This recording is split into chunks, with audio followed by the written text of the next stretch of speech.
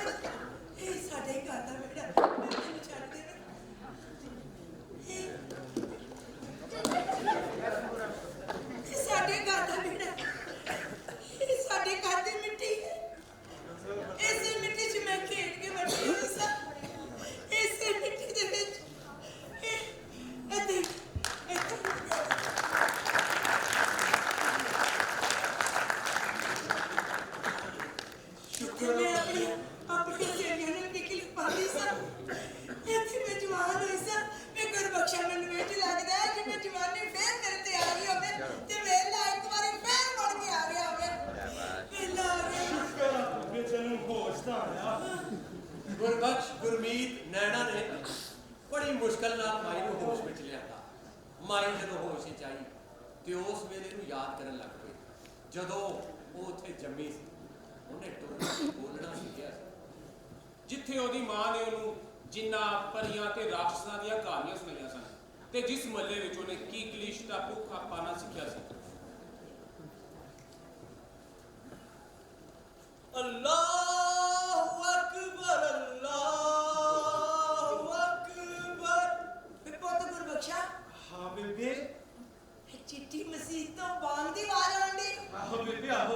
आहो बेबे बड़ी सोहनी मसीह ते चिट्टी सफेद। भला अब तो भला जानती होया बेबे आइयो कोई 3 बजे होने बड़ी अजीब गल ना पेशी का वेला ना डिगर दा वेला। ਸਾਨੂੰ ਸਰਮਾਂ ਬਾਗ ਦਾ ਕੀ ਪਤਾ ਹੋਵੇ ਉਹ ਜਿਹੜੇ ਵੇਲੇ ਮੁੜਦੀ ਸ਼ੁਰੂ ਹੋ ਜਾਂਦਾ।